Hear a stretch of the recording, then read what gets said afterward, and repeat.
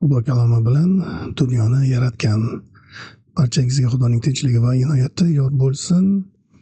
Bugun siz bilan Xudo bor narsalarni kalomi yoki so'zi bilan yaratgani haqida gaplashamiz.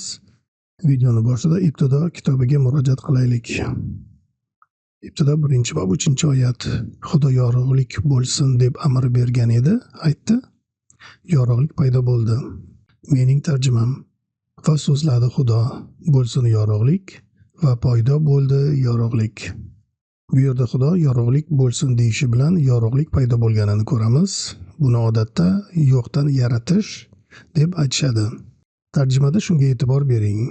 Bu oyatdagi ibroniycha vayomer so'zini o'zbekchaga amr bergan edi deb tarjima qilishgan, lekin bu so'z ibroniy tilida aytdi, so'zladi yoki dedi degan ma'noni anglatadi. O'zbek tilida amr berish yoki amr qilish degani buyruq berishni anglatadi. Bu yerda esa ibroniycha matnda buyruq berish emas, balki so'z aytish haqida gap ketyapti. Ya'ni men Xudo shunchaki aytdi, bu so'zi buyruq emas edi demoqchi emasman, balki mana shu oyatdagi ibroniycha so'zning ma'nosiga urg'u beryapman. Chunki Zabur 32-sana 9-oyatda avval amar so'zladi deyilgan, keyin esa ibroniychada amr qildi yoki buyruq berdi deb yozilgan. Lekin shunisi qiziqki, ibroniy tildagi shu so'zladi degan so'zning negizi amar ekan. Bu ibroniycha so'z arab tilida amr sifatida mavjud va u yerda so'zlashni emas, balki buyruq berishni bildiradi. Aynan shu arabcha so'z o'zbek tiliga shunday ma'no bilan kirib kelgan. Amr, buyruq, amr qilish, buyurish. Buyruq beradigan odamlarni ham aynan shu so'z bilan atashgan. Masalan, Buxoro amirligining boshlig'i amir deb atalgan. Demak, yuqoridagi oyatda Xudo kalomi bilan yoki so'z aytish bilan narsalarni yaratganini ko'ramiz.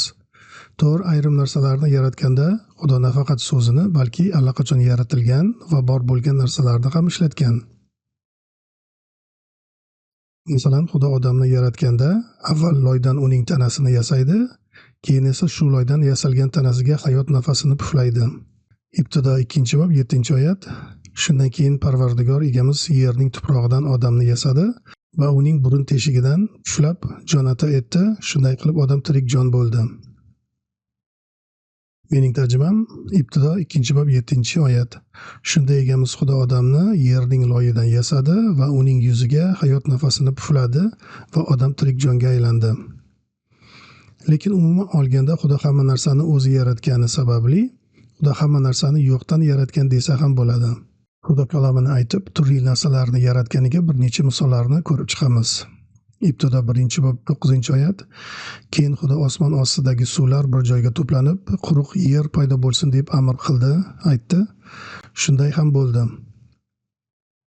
Zabur 32-sana 6-oyat. Samolar bunyod bo'lgan egamizning kalomidan, samodagi jismlar yaralgan uning nafasidan yoki og'zining ruhidan.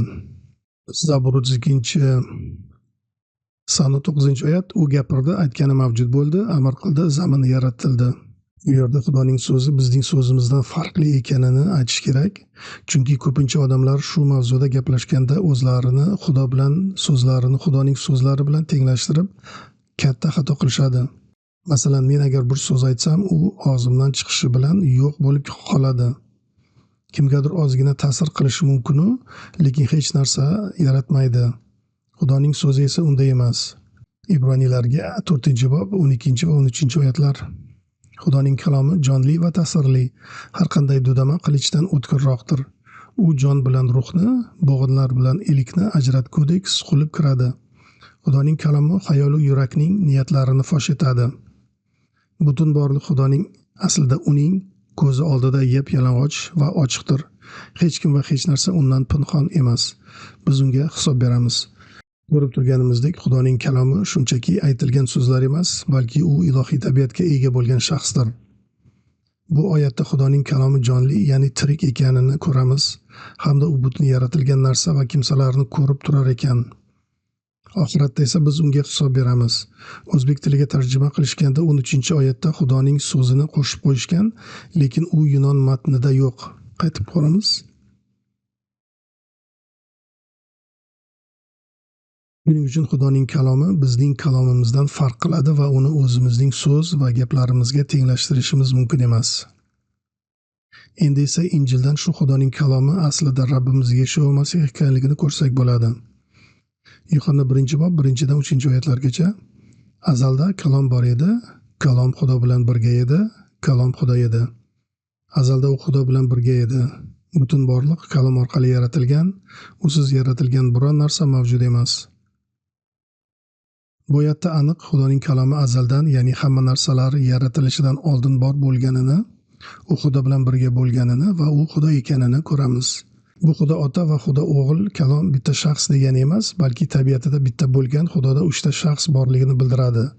Bu oyatlarda biz faqat Ota va O'g'il haqida gap ketayotganini ko'rsak-da, Injilning boshqa joylarida 3-shaxs muqaddas ruh ekanini bilamiz. Demak, yuqoridagi oyatda Xudo kalomi bilan barcha narsalarni yaratganini ko'rdik. Bunga yana bir necha oyatlarni keltirib videoni yakunlayman. 1-Konfliklarga 8-bob 5-6-oyatlar. Garchi yer va ko'kda Xudo deb atalgan narsalar ko'p bo'lsa-da, haqiqatdan bunaqa xudolar va rabbiylar juda ko'p. Biz uchun birgina otamiz Xudo, aslida bir Xudo Ota bor. U butun mavjudotning yaratuvchisidir va biz u uchun yashaymiz. Shuningdek, birgina Rabbimiz Iso Masih bor. Butun mavjudot Masih orqali vujudga kelgan va biz u orqali yashaymiz. Bu oyatda barcha mavjudot Xudoning kalomi bo'lmish Yeshua Masih orqali vujudga kelganligi aytilgan. E'tibor bering, bu oyatda Xudo Ota bir Xudo deb aytilgan, lekin bu bilan Masih Xudo emas degani emas. Chunki davomida Yeshua Masih bir Rabbiy deyilgan. Ya'ni agar faqat Ota yagona Xudo bo'lsa, unda faqat Yeshua Masih Rabbiy bo'ladimi? Albatta yo'q. Balki Xudo Ota bir Xudo, lekin bu bir Xudoda yana 2 ta shaxs bor, O'g'il va muqaddas ruh. Lekin urg'u ularga berilmagan. Xuddi shunday bir Rabbiy bu Ota, O'g'il va muqaddas ruh, lekin bu oyatda urg'u 3 ta shaxsga berilmagan va ular inkor qilinmagan ham. Kolossaliklarga 1-bob 15-16-oyatlar. Ko'rmas Xudoning surati Masihdir. U butun borliqning to'ng'ichidir. Xudo butun borliqni Masih orqali yaratgan.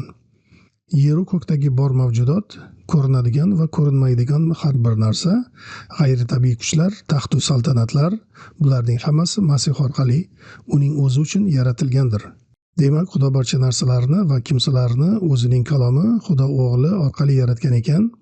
Biz uch birlikdagi Xudoga ishonamiz. Shuning uchun uch birlikdagi bir Xudo barcha narsalarni yaratgan deymiz. Ya'ni Xudo Ota, Xudo O'g'il va Xudo Muqaddas Ruh barcha narsalarni yaratgan. Shu yerda videoni yakunlayman. Agar sizga video mavzusi yoqqan bo'lsa, like bosib qo'ying. Obuna bo'lmaganlar obuna bo'ling. Savolingiz bo'lsa, izoh yozib qoldiring. Hamda videolarimni boshqalar bilan bemalol bo'lishing. Men esa siz bilan xayrlashaman. Uch birlikdagi yaratuvchi Xudo sizga inoyati va barakatini bersin deb qolaman.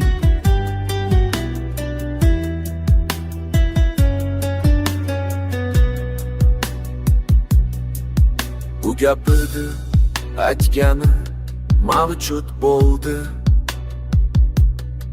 Buyruq berdi va zamin yaratildi. Egamning rejasi tom